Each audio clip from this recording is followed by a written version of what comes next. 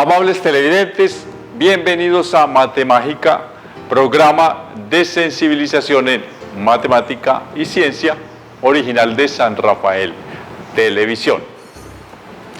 Siempre damos un cordial saludo hoy al municipio de Guarne, a nuestra gente querida en Guarne, donde replican nuestro programa Matemágica. Saludamos, como siempre, a nuestro patrocinador, el estadero Yacutur, en el kilómetro 6 de la vereda La Rápida. Y leemos nuestra frase habitual. Una frase de Sócrates, dice: quienes pueden calcular sin dificultad, también progresan rápido en otras artes. Y quienes son algo más tardíos, cuando se ejercitan en aritmética, se tornan más ingeniosos. Sócrates. Ya con estas prólogo de nuestro programa hecho, hacemos un corto break, un corto corte, valga esa especie de redundancia. No es una redundancia, eso es cacofonía. Corto corte, son dos palabras distintas. Redundancia es si hiciéramos sinónimos, palabras sinónimas, pero estas no son sinónimas, pero suena muy extraño, se llama cacofonía. Caco es malo, y fonía, sonido, un mal sonido. Listo, pero bueno, entonces después de nuestro corto corte, vendremos para empezar ahí sí con nuestra emisión número 90 ya, bastanticas. Bien, nos vemos enseguida, chao.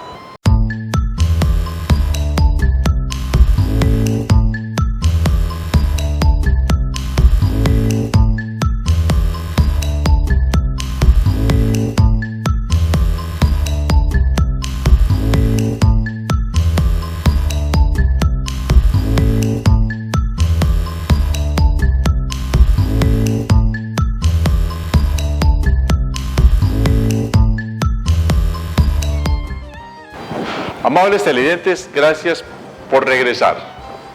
Nosotros en un programa de hace unos 15 días que empezamos a hablar ya sobre el planeta Júpiter, habíamos dado un dato, el dato del volumen y el dato del peso, que son, digamos, muy disparejos comparándolos con nuestro querido planeta azul, nuestro querido planeta Tierra. Entonces, habíamos dicho que por volumen,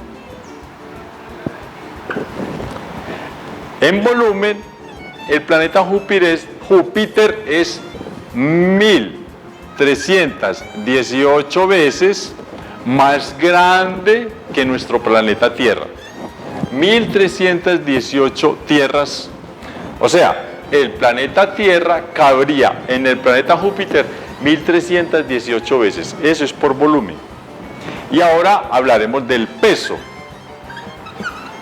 Entonces, por peso, uno supondría que esto tan grande también debería ser inmensamente pesado.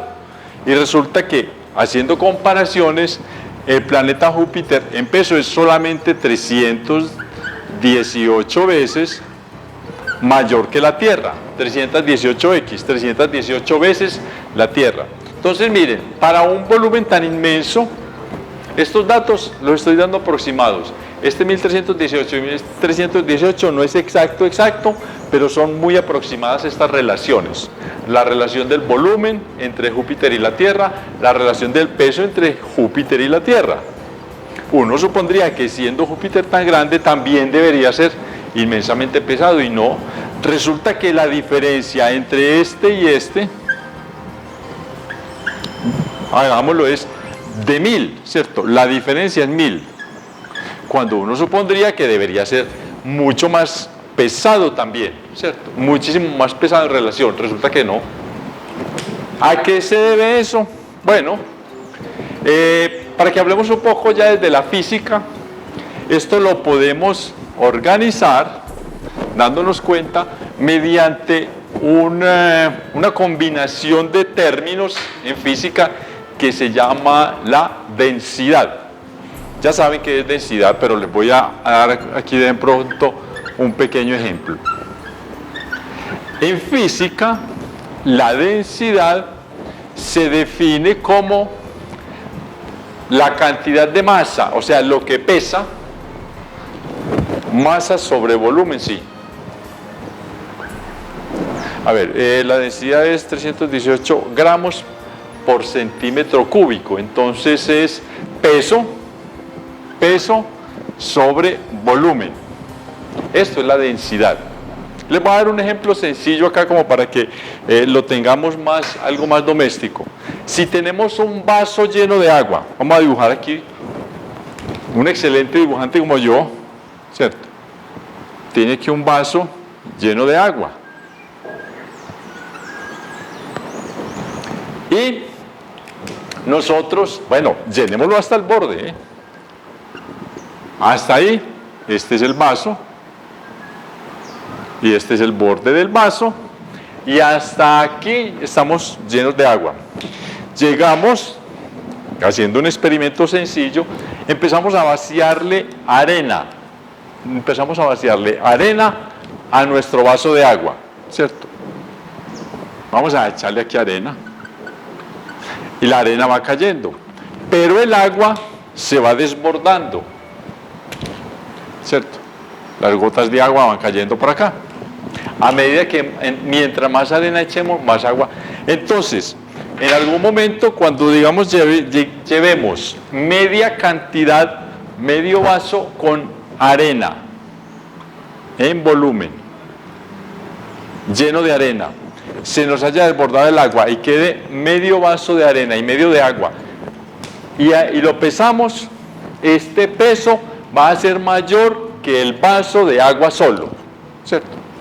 Y seguimos luego echando arena, y echando arena, y echando arena, hasta que se nos salga, digamos, todo el agua. Quedarán algunas goticas, pero digamos que haciendo un experimento ideal, entonces simplemente se va a salir, digamos, todo el agua, y somos tan capaces en nuestra imaginación de vaciar absolutamente todo el agua y dejar solamente arena, arena, arena. Ese peso va a ser mucho mayor. Eso es lo que no ocurre en una relación, en una comparación entre el planeta Júpiter y el planeta Tierra, que el planeta Tierra tiene más densidad, o sea, tiene más rocas, mientras que el planeta Júpiter tiene mucho más gas, es más gaseoso, tiene muchas nubes, y ya vamos a ver nubes de qué. Entonces, listo, entendido por qué el planeta Júpiter no es tan pesado como se esperaría de acuerdo a ese grandísimo volumen. Es porque el planeta Júpiter está hecho, ahí sí lo entendemos muy fácil, el planeta Júpiter está conformado principalmente por nubes. Vamos a ver de qué. Agua, por supuesto, un poco de agua, pero principalmente hidrógeno. Y veremos otra cantidad de elementos. Mientras que el planeta Tierra está hecho por rocas. ¿Entendido? Ok, eso es lo que llamamos la densidad, la relación que hay entre el peso y el volumen. Perfecto. Ahora sí, vamos a, antes de decirles de qué cómo están conformadas las nubes del planeta Júpiter, les voy a dar, digamos, en los medios fotográficos y de video, Júpiter tiene lo que más, una de las cosas que más llama la atención es el colorido, porque son nubes, bandas de nubes, digamos que este es nuestro planeta Júpiter, bueno, y uno le ve bandas, lo vamos a hacer aquí, no tenemos bandas de muchos colores, pero digamos que hay unas bandas de nubosidad que son blancas, pero hay otras. Bueno, esto es blanco, ¿cierto? Ya dijimos que este color que hay aquí negro es blanco. Aquí siempre imponemos lo que nosotros queramos. Por aquí hay otras que son como naranjadas, ¿cierto? Por aquí hay otra cantidad, una banda que es, digamos, rojiza. Por aquí hay una banda, el que diga que no, no, mentira, no digan que no, pero sí, digan que sí. Este es una banda, digamos, la rojiza, no tan roja como la tenemos acá, y esto no está tan simétrico, ¿cierto? Pero es más o menos unas bandas blancas unas bandas rosadas, unas bandas marrones, unas bandas naranjas, unas bandas amarillas, pues marrón, para de pronto los que no alcancen a percibir, quiere decir café. Eso es lo primero que llama la atención de Júpiter. Y al principio a mí se me había olvidado plantearles la pregunta. Entonces la voy a tener que plantear ahora.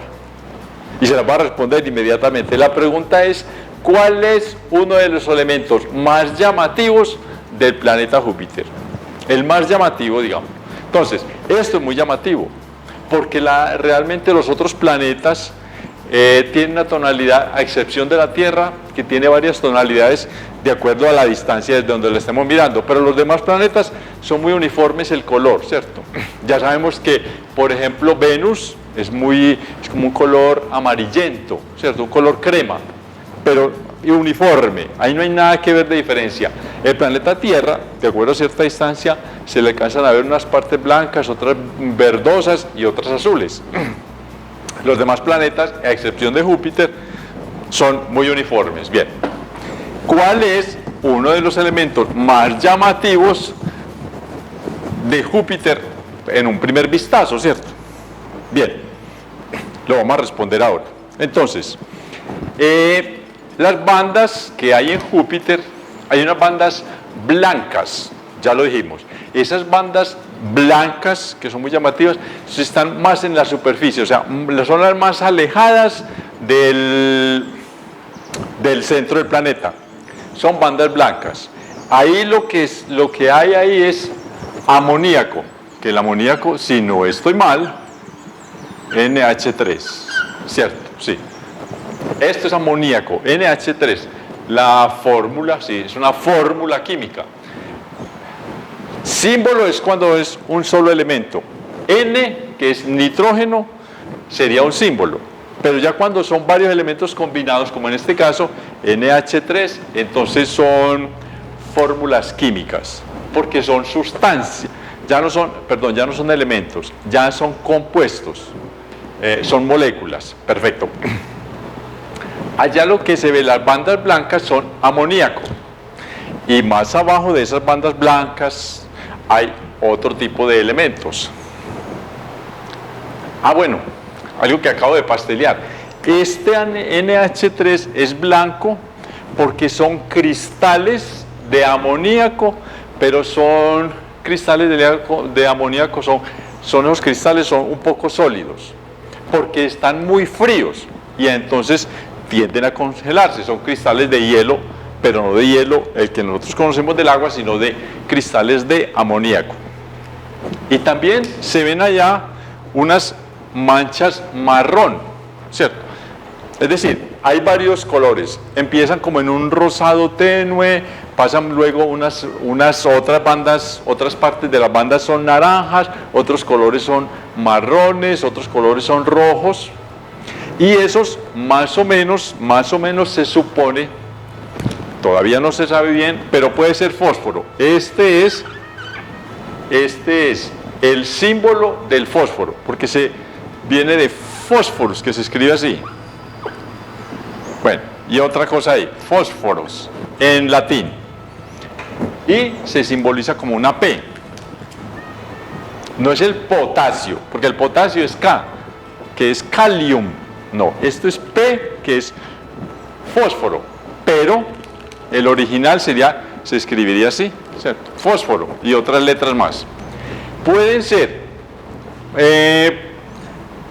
átomos de fósforo o pueden ser átomos de azufre. Ese que es azufre es porque en latín el azufre se escribe sulfur, ¿cierto? Sulfuro. Eso. Estas otras bandas que van desde el amarillo hasta el marrón, pasando por el rojo, el naranja, pueden ser, dicen los científicos, porque no lo han ubicado bien, elementos, nubes de fósforo o nubes de azufre. Eso es uno de los asuntos más llamativos a primera vista de nuestro querido compañero de viaje, el planeta Júpiter. Entonces, vamos a ver, Júpiter tiene de adentro hacia afuera 3 capas. Vamos a verlas si las hacemos no vamos a hacerlas de afuera hacia adentro, como las tengo yo aquí en la computadora, de afuera hacia adentro. Entonces ya sabemos que afuera hay unos gases. Esos gases pues están compuestos de hidrógeno. Este es el símbolo del hidrógeno. De helio. Este es el símbolo, vamos a hacerlo un poco más abajo. Hidrógeno. El símbolo del hidrógeno. Helio. Se escribe así, ese es el símbolo del helio. También hay moléculas de agua. También hay moléculas, esta molécula, ya sabemos, amoníaco. También hay otras de metano, que es así. Y puede haber también unas moléculas de sulfuro de hidrógeno, que ese se escribe H2S, azufre e hidrógeno. Se parece un poco a la del agua, que es muy conocida. Eso es lo que conforman esa capa de nubes más externa, son estos elementos.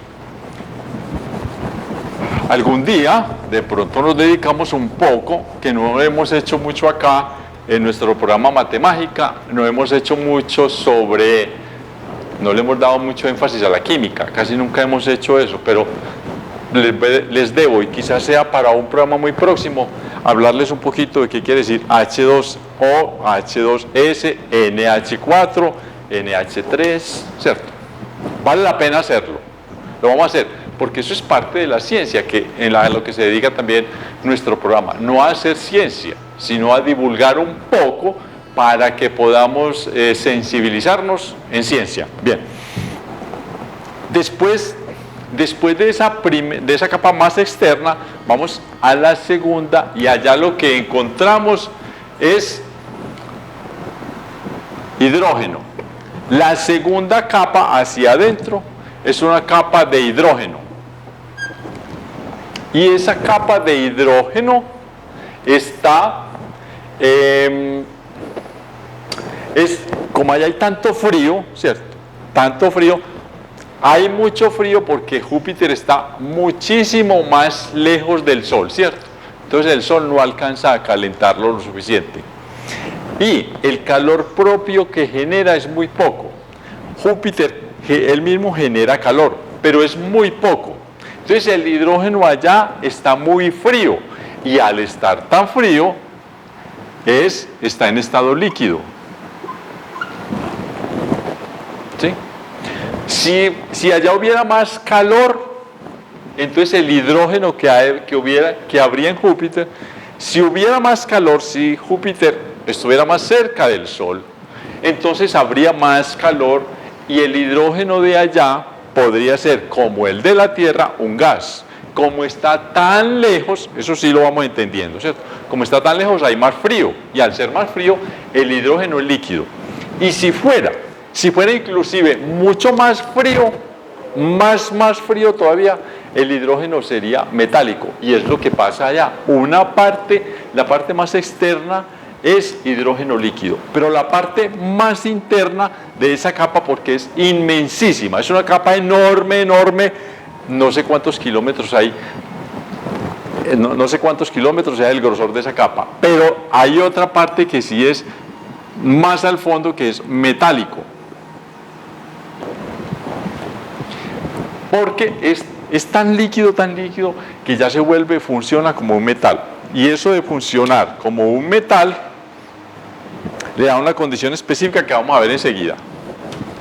Entonces, la tercera capa en el fondo de Júpiter, lo que han logrado observar a través de mediciones eso se llama un espectrógrafo de masas, es lo que permite, eso es física un poquito más complicada, no lo voy a explicar acá mucho, porque me demoraría y no es el momento, pero un espectrógrafo de masas mide qué átomos, qué clases de átomos hay allá, y ya descubrieron que entonces que en el fondo de Júpiter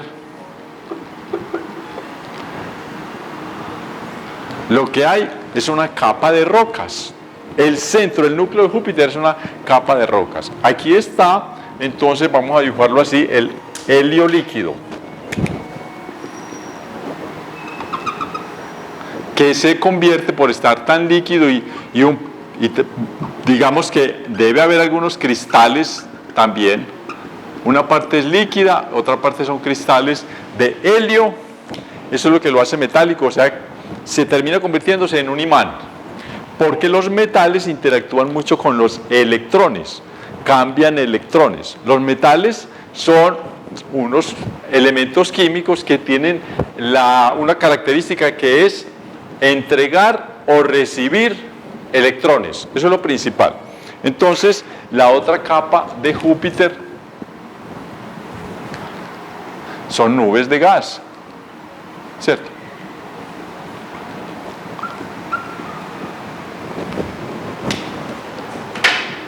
Entonces vamos a darle los nombres. Este de acá, el negro, dijimos, roca, piedras. Principalmente, esos son silicatos, sílice. Las arcillas que vemos aquí en nuestro planeta, todo el pantano, uno va por las mangas y abre un hueco y ve, generalmente lo que ve es tierra. Esas tierras naranjadas, a veces unas tierras cafés, todo eso es un compuesto que se llama el sílice, con el que se hace el silicato. Bien, la segunda capa de Júpiter es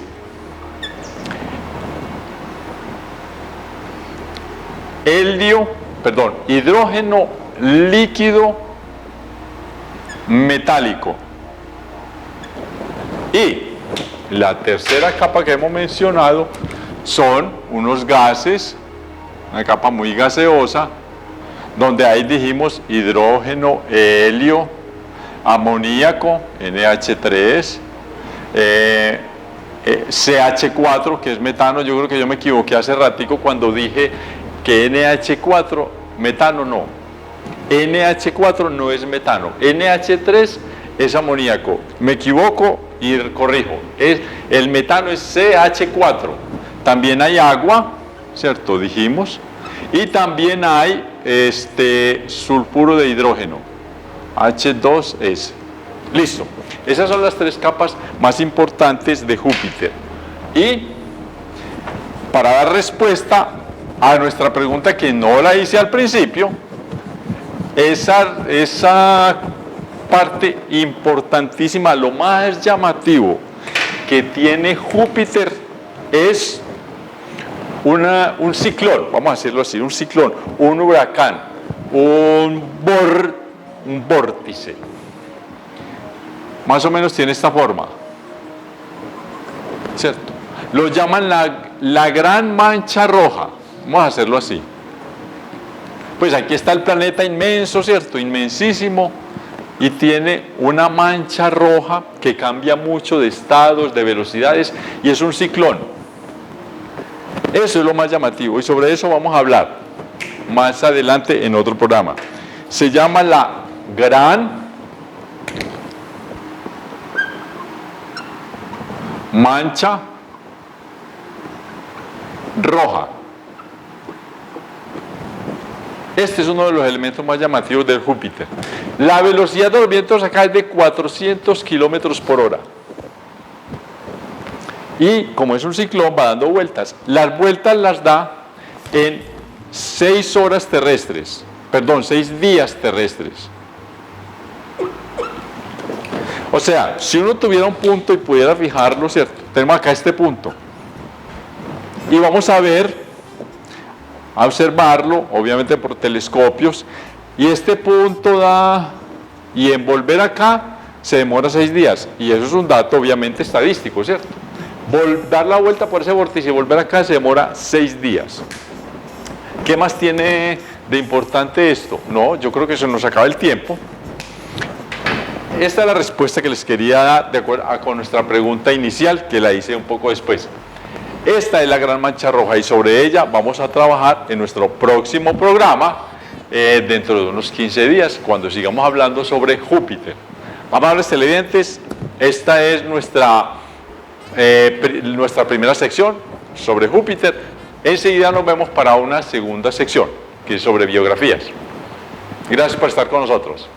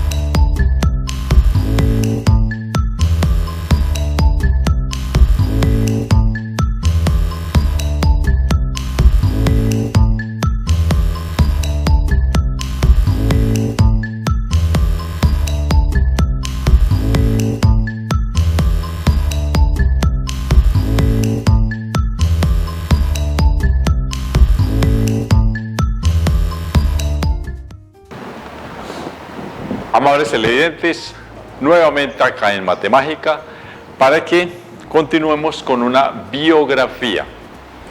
La biografía que hemos traído últimamente es sobre nuestro querido y simpaticísimo amigo, el señor Galileo Galilei.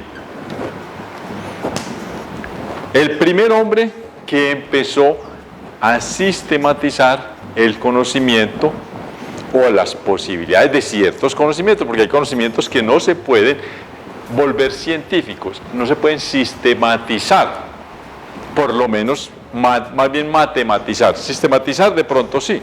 La antropología se puede sistematizar un poco, pero la antropología no se podría matematizar. Pero Galileo Galilei sí empezó a matematizar algunas cosas del entorno, algunas cosas de la naturaleza. Bien. Una de las cosas que él trabajó o que empezó como a estudiar es casi un invento, lo vamos a ver. Eso como que no tiene ni aplicación, pero es muy llamativo, porque la matemática no tiene que ser toda práctica. El gran poema, uno de los poemas que a mí me gusta es el de la matemática, es extenso, nadie lo puede leer completo, pero lo poquito que uno lee es una maravilla. No tiene que ser siempre la matemática un asunto práctico. 8 más 8 es igual a 13, entonces quiere decir que yo me gano 13 millones y chao. No. La matemática y todo el conocimiento también es una cosa del espíritu. Simplemente la gran alegría de llegar a eso y de entenderlo y el esfuerzo que uno hace para captar y entender esas ideas y la maravilla que es cuando esas ideas le llegan a uno y uno puede comprenderlas. Ese también es otro aspecto muy válido, el más válido de ese inmenso poema llamado Matemática. Bien, entonces, entre las cosas que estudió nuestro simpaticísimo amigo don Galileo Galilei, hay un asunto, un objeto que se llama la cicloide, y digo yo que es como un invento, cicloide, voy a escribirlo con más propiedad, más bello, me quedó muy antiestético, cicloide. Y el cicloide, o la cicloide, ¿qué es? Voy a hacer acá, voy a tratar de hacer un bosquejo. Tenemos una llanta de bicicleta y la ponemos sobre el piso, entonces como para que nos identifiquemos mejor, digamos que nuestra llanta, ¿qué es esto? ¿Cierto? Una rueda. Digamos que acá queda esa parte importante, solo como marca que nos va a servir este puntico, este punto más inferior de esa circunferencia. Ahí es donde queda la partecita que llaman el gusanillo, yo no sé cómo lo llamarán ahora, antes lo llamaban gusanillo, que es esa partecita por donde entra el aire, y digamos que en este bosquejo, en este bosquejo, ese es el punto. Ahora, ¿qué es lo que pasa para obtener la cicloide? Para obtener la cicloide es simplemente que la echamos a rodar, ¿cierto? Y lo que uno creería es que esa nueva figura, enseguida se la muestro, que se nos va a formar, es también otra circunferencia. Entonces, la ponemos a rodar sobre esta pista. Vale, esta es la pista, ¿cierto? Que también como es un bosquejo, entonces hacemos solamente una línea, trazamos una línea que no me quedó tan recta.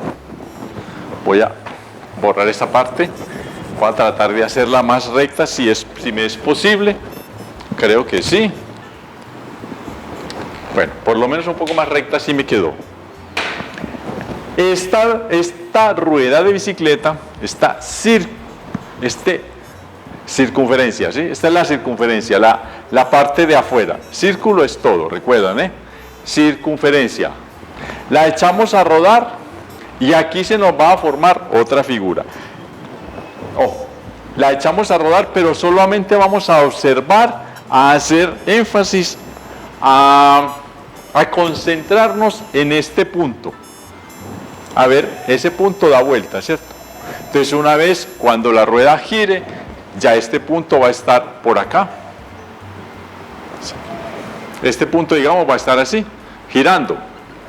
Cualquier cosa por ahora que no quiero mostrar muy de forma, pero démonos cuenta, a medida que esta circunferencia vaya girando, este punto que es el gusanillo por donde se entra el aire a la llanta, va a ser otra figura. Y uno generalmente pensaría que es otro círculo lo que se va a formar, y no es otro círculo, es una invención que se llama cicloide. Yo de verdad les digo, yo no he estudiado mucho esto, solo sé pues referencias, la cicloide, en la historia de la matemática es importantísimo, les digo enseguida por qué.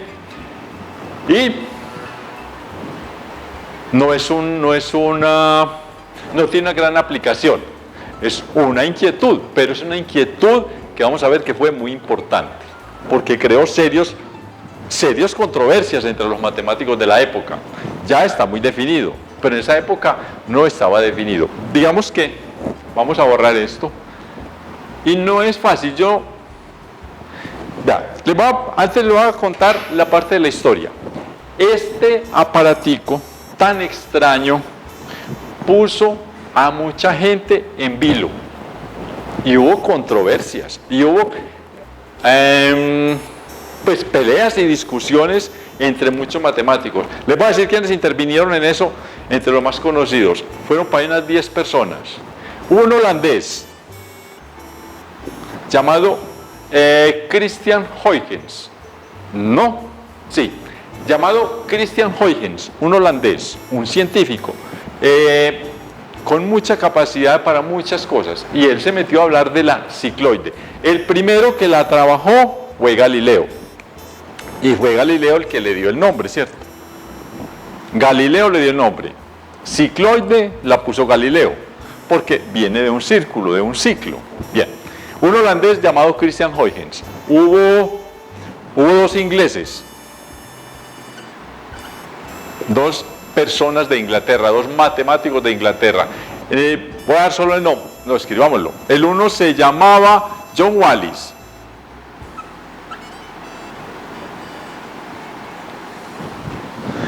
Ese es uno. Voy a borrar más bien acá nuestro pergeño, nuestro bosquejo, nuestro esquema, y ahora volvemos sobre ello para que podamos apuntar un poco los nombres de estos científicos que hicieron la controversia. Y les voy a decir, hasta esa controversia fue tan importante en el mundo de la geometría, del álgebra y de la matemática, que a eso le dieron un nombre. Esa discusión tuvo un nombre. Ahora les voy a decir cuál.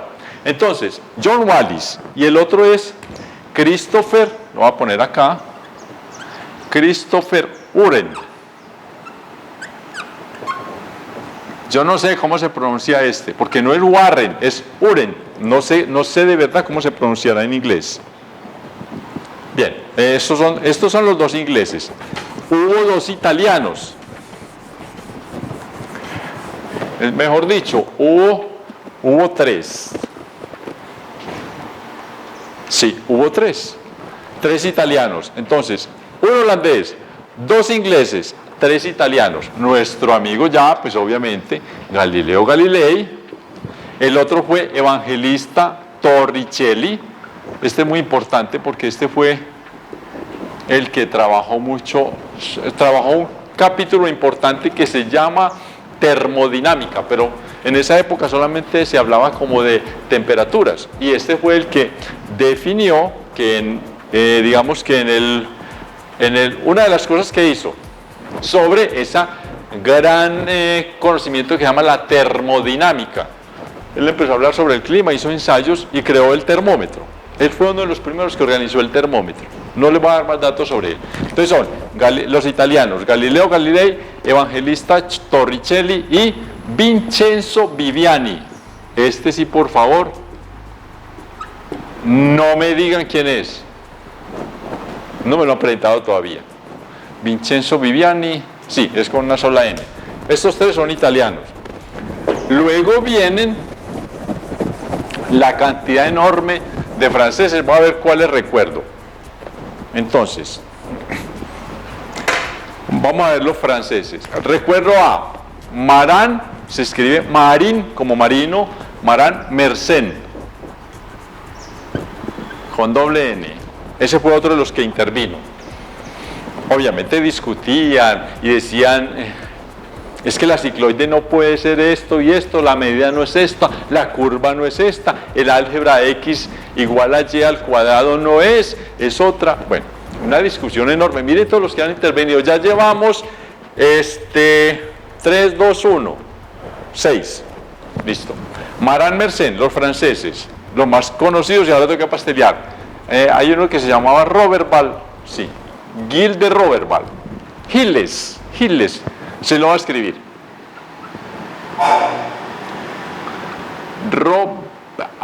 Yo creo que es así. Voy a tener que pastelear. Roberval, Gilles de Roberval. Lo escribí al contrario. Dicen que se escribe así, al contrario. Primero con B y luego con V. Listo. Marin Mersenne, Gilles de Roberval. Los que yo recuerdo acá. Obviamente los que más conocemos. Pierre de Fermat.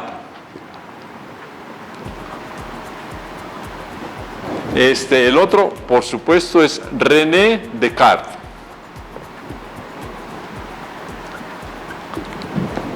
Blaise Pascal, uno de los hombres más conocidos porque hizo matemática de muchos campos.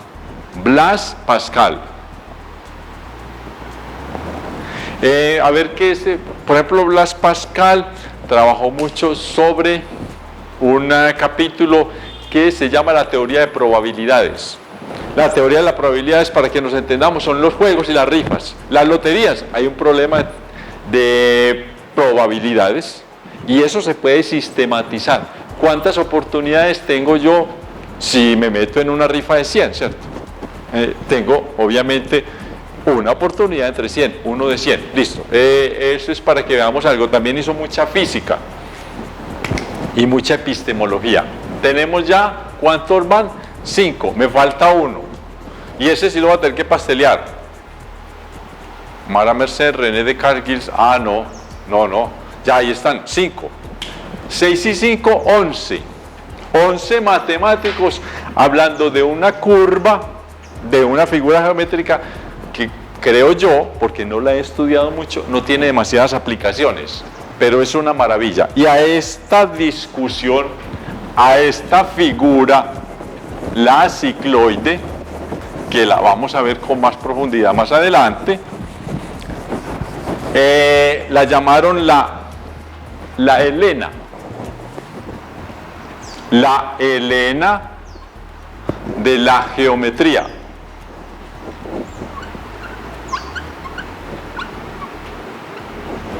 La Helena de la geometría. Helena es el nombre de una reina muy bella, estamos hablando de la literatura y de la mitología griega ya, Helena de Troya. Entonces esta es la Helena de la geometría, la cicloide es la Helena de la geometría.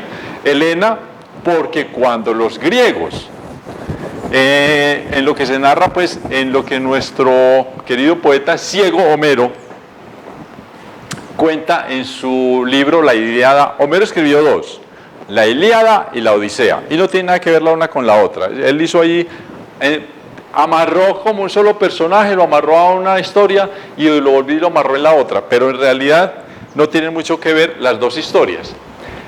Se llama Helena de Troya, la guerra de Troya, ¿cierto? Entonces, Helena de Troya era una mujer muy bella, una reina muy bella en Troya. Y todos los demás reyes de alrededor, en esa época uno habla de el reinado de, el reino tal, y el reino era más grande San Rafael que los reinos de esa época, pero eran reinos, ¿cierto? Y allá vivía Troya, una chica muy bella, muy hermosa. Y todos los municipios de alrededor, los reinos, la querían para ellos. Y armaban guerra por conquistar, no Troya, sino por llevarse a Helena. Es la Ilíada. Así empieza, bueno, así empieza la Ilíada, en que todos se fueron a pelear, a buscar a Helena. Y entonces la rapta el uno, se la lleva el otro, y el dueño, el dueño no, qué cosa tan fea. Que, perdón por lo que dije, no, el dueño no, el esposo, el querido rey consorte de Helena de Troya también va y pelea por ella. Y se volvió una guerra enorme. Es lo que pasó aquí con la cicloide, por eso le dicen la Helena de Troya. Perdón, la Helena de la geometría, para hacer una comparación, porque todos los matemáticos de la época se pusieron a pelear por esa curva, por esas curvas. Y ya, con este tema, ha acabado parcialmente una sección de este tema de la cicloide, hablando de la biografía de Galileo Galilei. Despedimos nuestro programa por hoy.